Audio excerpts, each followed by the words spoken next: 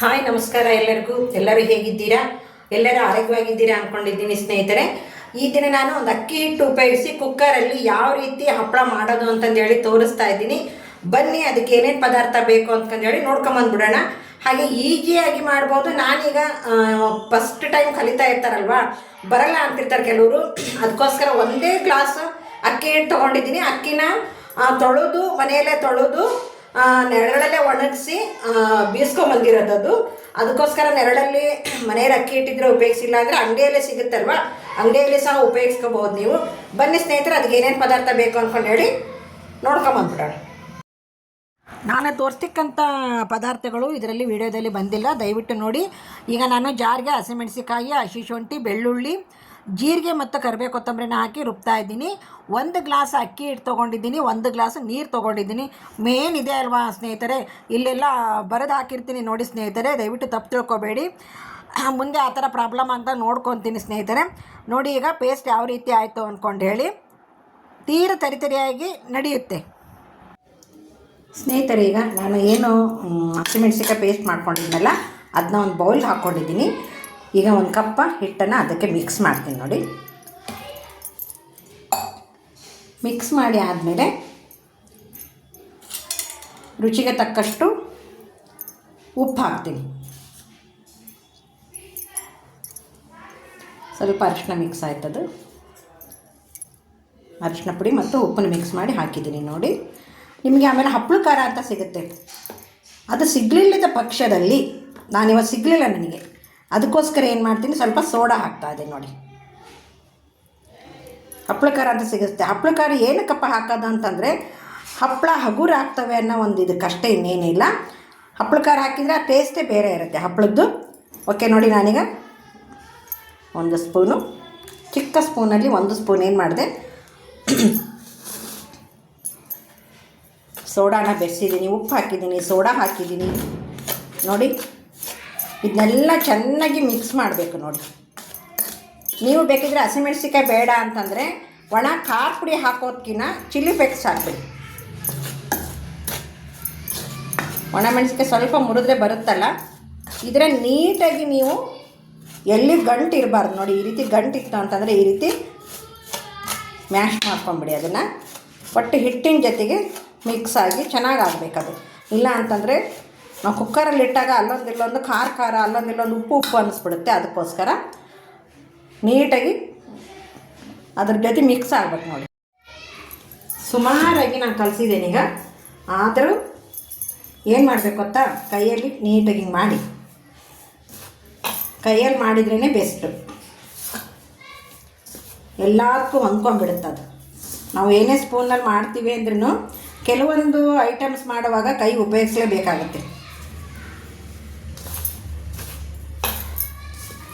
ಇದನ್ನು ಬೆರೆಸ್ತಾ ಒಂದು ಹಾಡು ಹೇಳ್ತೀನಿ. ಮೊದಲೇ ಹೇಳಿದ್ದೆ ನಿಮಗೆ ನಾನು ಇದು ಲಾಂಗ್ ವಿಡಿಯೋದಲ್ಲಿ ಒಂದು ಚಿಕ್ಕದೊಂದು ಸ್ಟ್ಯಾಂಡೇ ಹೇಳ್ತೀನಿ ಅಂದ್ಕೊಂಡು.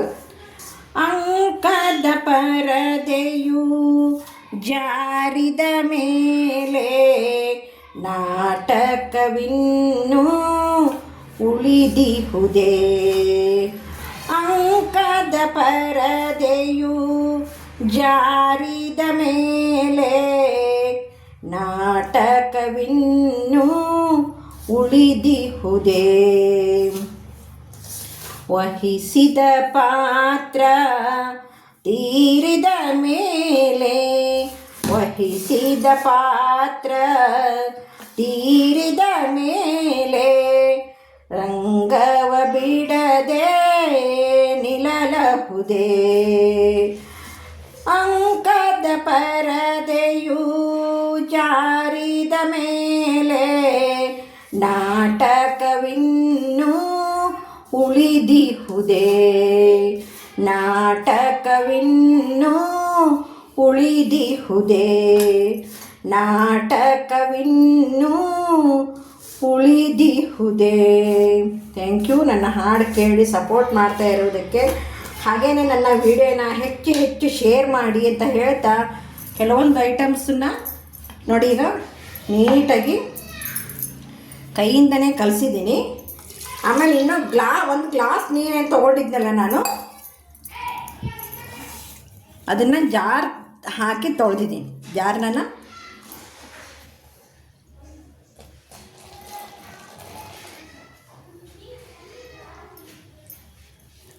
ನೋಡಿ ಈ ರೀತಿ ಸ್ವಲ್ಪ ಸ್ವಲ್ಪನೇ ಹಾಕ್ತಾ ನೀವು ಕಲಿಸ್ಬೇಕಾಗತ್ತೆ.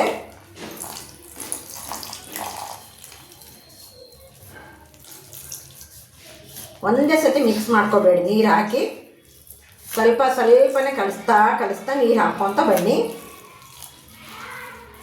ಇದೇನಪ್ಪ ಇಷ್ಟು ತೆಳ್ಳಗಾತು, ಇವ್ರು ಹೆಂಗೆ ಹಪ್ಪಳ ಮಾಡ್ತಾರೆ ಅಂತ ಅಂದ್ಕೋಬೇಡಿ. ತೋರಿಸ್ತೀನಿ ನೆಕ್ಸ್ಟ್ ಮೆಥಡ್ ಏನಪ್ಪ ಅಂತಂದು.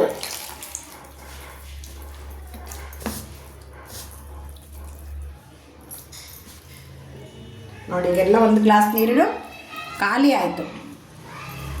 ಖಾಲಿ ಆದ್ಮೇಲೆ ಏನು ಮಾಡ್ತೀನಿ, ಚೆನ್ನಾಗಿ ಇದನ್ನು ಮಿಕ್ಸ್ ಮಾಡಿಬಿಡ್ತೀನಿ. ನೋಡಿ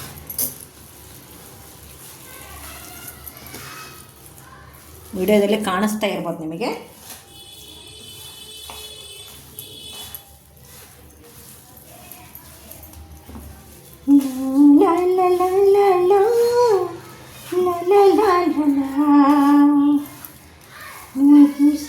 ಪಾತ್ರ ನೀಡಿದ ಮೇಲೆ ನೋಡಿ ಈ ರೀತಿ ಆಗಿದೆ. ಇದಕ್ಕೆ ನೋಡಿ ನಾನು ಇನ್ನೊಂದು 2 ಸ್ಪೂನ್ ನೀರು ಮಿಕ್ಸ್ ಮಾಡ್ತೀನಿ ಅಷ್ಟೇ. ನೋಡಿ ಈಗ ಈ ಹದಕ್ಕೆ ಬಂದಿದೆ. ನಾವೇನು ಬಜ್ಜಿ ಅಲ್ಲ, ವಡ ಮಾಡ್ತೀವಿ ನೋಡಿ, ವಡ ಮಾಡೋ ಹದಕ್ಕೆ ಬಂದಿದೆ. ಈ ರೀತಿ ಹದ ಬಂದಿದೆ. ಇದನ್ನೀಗ ಒಂದು ಬಾಕ್ಸಿಗೆ ಹಾಕ್ತೀನಿ ನೋಡಿ. ನಾನು ನಿಮ್ಮನೇಲಿ ಸ್ಟೀಲಿನ ಬಾಕ್ಸ್ ಇದ್ದರೂ ಪರವಾಗಿಲ್ಲ, ಸ್ಟೀಲಿನ ಬಾಕ್ಸಲ್ಲೇ ಇಡಬೇಕು ಅಂದರೆ ಸ್ಟೀಲಿನ ಬಾಕ್ಸ್ನಲ್ಲೇ ಇಡಿ. ನಾನೆಲ್ಲ ಸಿಲ್ವರ್ ಪಾತ್ರೆ ಉದ್ದ ಇರ್ತಿದೆ, ಯಾಕಂದರೆ ಎಲ್ಲನೂ ಒಂದೇ ಸಲ ಹಿಡಿಯುತ್ತಲ್ಲ, ಅದಕ್ಕೋಸ್ಕರ ಇದಕ್ಕೆ ಒಳಗಡೆ ಎಣ್ಣೆ ಹಚ್ತೀನಿ ಈಗ ನಾನು. ನೋಡಿ ಈಗ ಒಳಗಡೆ ಎಣ್ಣೆ ಹಚ್ಚಿ, ನಿಮ್ಮ ಹತ್ರ ಈ ಥರ ಇದ್ರೂ ಸಹ, ಇಲ್ಲ ಅಂದರೆ ಕೈಲಾದ್ರೆ ಹಾಕಿ ಮಾಡಬೇಕಾಗತ್ತೆ. ನೀವು ಫುಲ್ ಹಚ್ಚಬೇಕು, ನೀವು ಫುಲ್ ಹಚ್ಚಬೇಕು. ನೋಡಿ ಎಣ್ಣೆ ಫುಲ್ ಹಚ್ಚಿದ್ದೀನಿ ಪಾತ್ರೆ ಒಳಗೆ. ಈಗ ಅದನ್ನು ಹಾಕಿ ನೀಟಾಗಿ ಏನಂತಾರೆ ಅದಕ್ಕೆ ಮೇಲೇನೋ ಕಾಣ್ದಂಗೆ ಮಾಡಿದ್ದೀನಿ. ಆದರೆ ಇದು ನೋಡಿ ಕುಕ್ಕರ್ನಲ್ಲಿ ಇಡಬೇಕು. ಈಗ ನೆಕ್ಸ್ಟು ಕುಕ್ಕರ್ನಲ್ಲಿ ಇಡುವಾಗ ನೀಟಾಗಿ ಈ ಥರ ಬಾಯಿ ಮುಚ್ಚಬೇಕು. ಒಂದು ಮುಚ್ಚಿ, ಇಲ್ಲಾಂದರೆ ಒಂದು ಪಾತ್ರೆನೇ ಡಬ್ಬ ಹಾಕಿಬಿಡಿ. ಇದಕ್ಕೆ ನಾನು ಕರೆಕ್ಟ್ ಆಗೋಂಥದ್ದು ಮುಚ್ಚಿ ಕುಕ್ಕರಲ್ಲಿ 8 ವಿಷಲ್ ಹಾಕಿಸ್ಬೇಕು. ನೋಡಿ ಕುಕ್ಕರ್ನಲ್ಲಿ ಅದನ್ನು ಕ್ಲೋಸ್ ಮಾಡಿ 8 ವಿಷಲ್ ಹಾಕಿಸಿ. ಹಂಗಂದ್ರೆ ನೀಟಾಗಿ ಬೆಂದಿರುತ್ತದು. ಮುಂದೆ ನೆಕ್ಸ್ಟ್ ಏನು ಪ್ರೊಸೀಜರ್ ಅಂತ ಹೇಳ್ತೀನಿ. ಈಗ 8 ವಿಷಲ್ ಆಗಲಿ, ಬನ್ನಿ ನೋಡಿ. ಸ್ವಲ್ಪ ಕೈಗೆ ತಲೆ ಇದ್ನ ಒಂದು ತಟ್ಟೆ ತೆಗೆದುಬಿಡ್ತೀನಿ. ಈಗ ನೋಡಿ ಸ್ನೇಹಿತರೆ, ಈಗ ನಾನು ಉಲ್ಟಾ ಮಾಡಿ ಹಾಕಿದ್ದೀನಿ. ಎಷ್ಟು ಚೆನ್ನಾಗಿ ಬಂದಿದೆ ಅಂತಂದರೆ ಒಂದು ಸ್ವಲ್ಪ ಕೈಗೆ ಹತ್ತುತ್ತಾ ಇಲ್ಲ. ಇದನ್ನು ನಾನೀಗ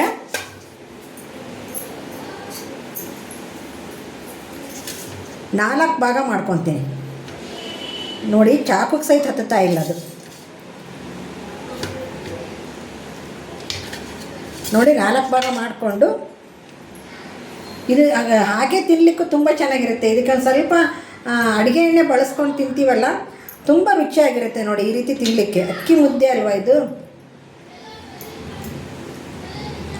ಸೂಪರ್ ಆಗಿದೆ. ನೋಡಿ ನಾನೀಗ ಹಪ್ಪಳನ ಯಾವ ರೀತಿ ಮಾಡೋದು ಅಂತ ತೋರಿಸ್ತೀನಿ ಇನ್ಮೇಲೆ ನಿಮಗೆ. ನನ್ನ ಚಾಕುನ ಅಷ್ಟೇ, ಅಂತ ಏನು ಹತ್ಕೊಂಡಿಲ್ಲ ಇದಕ್ಕೆ. ನೋಡಿ ಸ್ನೇಹಿತರೆ, ಈ ರೀತಿ ಸಣ್ಣ ಸಣ್ಣ ಉಂಡೆಗಳನ್ನು ಮಾಡ್ಕೊತಿದ್ದೀನಿ ನಾನು. ಯಾರಾದರೂ ತಿನ್ನಬೇಕು ಅಂತ ಇಷ್ಟ ಇದ್ದರೆ ದಯವಿಟ್ಟು ತಿನ್ನಿ. ಯಾಕಂದರೆ ಎಲ್ಲದನ್ನೂ ನಾವು ಮೊದಲೇ ಬೆರೆಸಿಟ್ಬಿಟ್ಟಿರ್ತೀವಲ್ಲ, ಏನು ತಳದಲ್ಲಿ ಹತ್ತೋದಿಲ್ಲ. ಹಾಗೆಯೇ ಒಂದು ಕಡೆ ಉಪ್ಪು, ಒಂದು ಕಡೆ ಖಾರ, ಅವೆಲ್ಲ ಏನೂ ಆಗೋದಿಲ್ಲ. ನೋಡಿ ಒಂದೊಂದು 4 ಪೀಸ್ ಮಾಡಿದ್ದೆಲ್ಲ ಒಂದೊಂದರಲ್ಲಿ ನಾನು 4ನೇ ಮಾಡ್ತೀನಿ. ಯಾಕಂದ್ರೆ ಸ್ವಲ್ಪ ತೀರ ತೆಳಗಿತ್ತು ಅಂದರೆ ಮಕ್ಕಳು ಹಿಡ್ಕೊಂಡು ಪುಡಿ ಆಗಿಬಿಡುತ್ತೆ. ಅದಕ್ಕೋಸ್ಕರ ನಾನು 4ನೇ ಮಾಡಿದ್ದೀನಿ.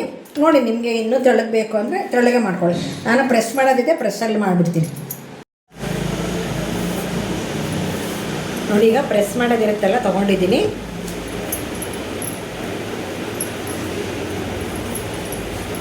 ಸ್ವಲ್ಪ ಈ ಥರ ಏನು ಪ್ರೆಸ್ ಮಾಡಿ ಉಂಡೆ ಮಾಡಿ ಇದಕ್ಕೊಂದು ಸ್ವಲ್ಪ ಎಣ್ಣೆ ಹಾಕ್ತೀನಿ. ನಾನು ಎಣ್ಣೆ ಪೇಪರ್ನೇ ತೊಗೊಂಡಿದ್ದೀನಿ.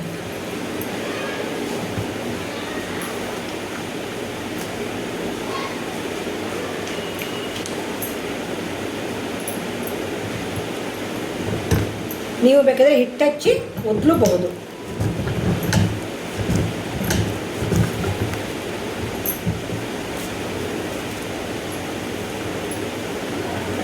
ಕರಿಬೇಳೆ ಹಾಕ್ಬಿಡ್ತೀನಿ.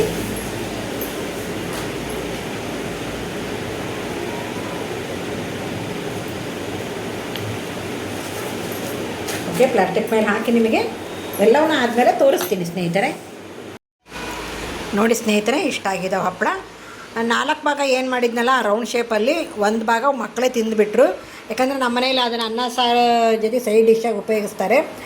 ನೋಡಿ ಸ್ನೇಹಿತರೆ, ಈ ಥರ ಆಗಿದೆ ಹಪ್ಪಳ. ಇನ್ನು ಒಣಗಿಸಿ ಆಮೇಲೆ ಕರಿದು ತೋರಿಸ್ತೀನಿ ನಿಮಗೆ ಒಂದು ಸ್ವಲ್ಪ ಅದು ಅಕಸ್ಮಾತ್ ನೀವು ಮುದ್ದೆ ಏನು ಮಾಡಿದ್ನಲ್ಲ ಅದನ್ನು ಗಟ್ಟಿ ಆಯ್ತಪ್ಪ ಅನಿಸಿದರೆ ಮಜ್ಜಿಗೆ ಕಡ್ಕೊಳ್ಳಿ.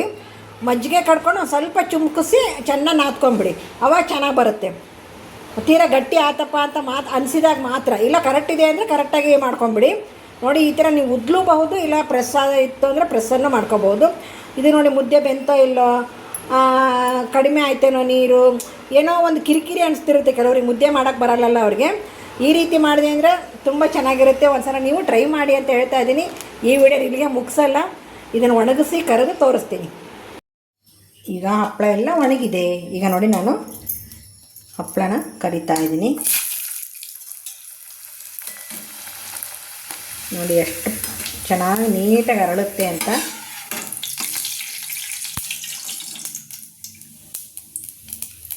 ಸ್ವಲ್ಪ ಕೆಂಪಾಯ್ತಿದ್ದು, ಸ್ವಲ್ಪ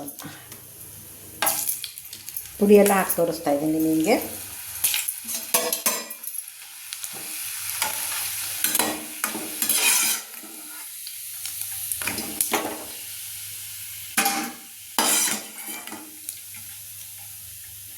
ಎಷ್ಟು ಚೆನ್ನಾಗಾಗಿದೆ ಅಂತ ಹೇಳಿದರೆ ಅಷ್ಟು ಚೆನ್ನಾಗಾಗಿದೆ ನೋಡಿ. ಓಕೆ, ನೋಡಿದ್ರಲ್ಲ ಯಾವ ರೀತಿ.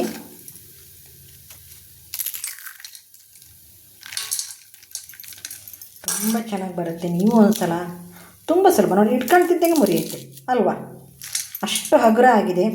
ನೀವು ಒಂದು ಸಲ ಟ್ರೈ ಮಾಡಿ ಅಂತ ಹೇಳ್ತಾ ಈ ವಿಡಿಯೋನಲ್ಲಿ ಮುಗಿಸ್ತಾ ಇದ್ದೀನಿ. ದಯವಿಟ್ಟು 7:15 ನನ್ನ ಲೈವ್ ಇರುತ್ತೆ, ಬನ್ನಿ ಅಂತ ಹೇಳ್ತಾ ಈ ವಿಡಿಯೋ ಮುಗಿಸ್ತಾ ಇದ್ದೀನಿ. ನಮಸ್ಕಾರ.